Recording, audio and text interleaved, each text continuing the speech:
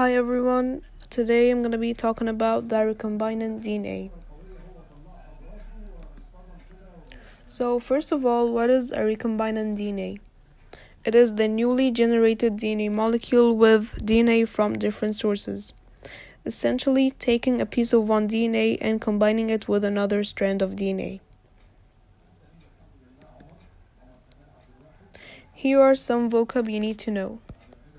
So, what is a plasmid? It's a circular self-replicating form of DNA found in bacteria and yeast cells. It can be used as vectors because it can be cut with restriction enzymes. Enzymes are used as a catalyst to cut a specific DNA sequence.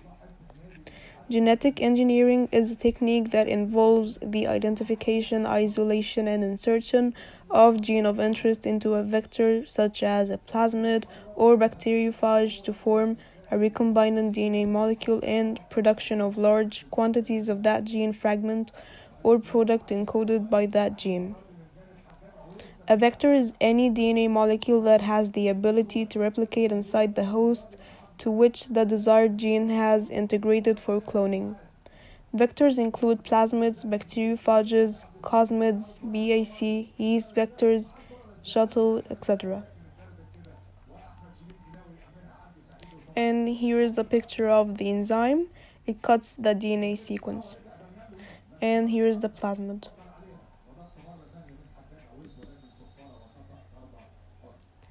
So what are the steps to create the recombinant DNA? First of all, the human growth hormone is isolated. A bacterial plasmid is extracted from the bacterial cell. Next, the enzymes are applied. If a plasmid and a DNA fragment obtained from another genome have been cleaved by the same restriction enzyme, the ends of each DNA fragment will be complementary and can be combined. An enzyme normally used by cells in DNA repair and replication is called the DNA ligase. It joins the two DNA fragments chemically.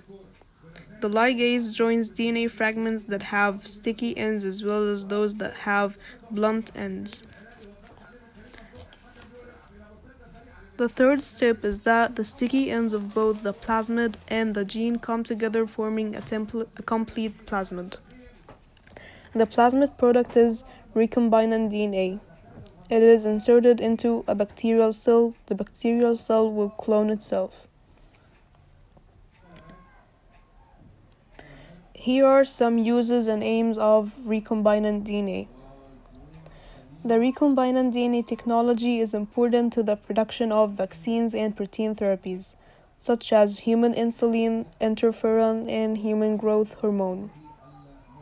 It is also used to produce clotting factors for treating hemophilia and in the development of gene therapy.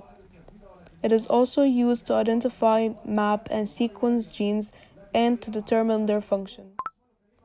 rDNA probes are employed in analyzing gene expression within individual cells and throughout the tissues of whole organisms. It also cuts up, joins together genetic material, especially DNA from different biological species, and introduces the resulting hybrid DNA into an organism in order to form new combinations of heritable genetic material.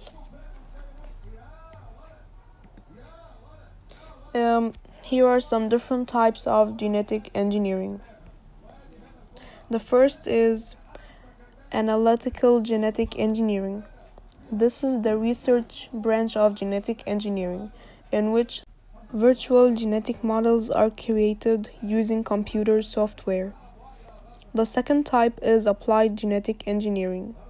It is that field of genetic engineering which pertains to practical application of genetic engineering tools to manipulate the genes of living organisms for making genetic copies of them or to introduce certain different characteristics in them that are not usual for the subjects.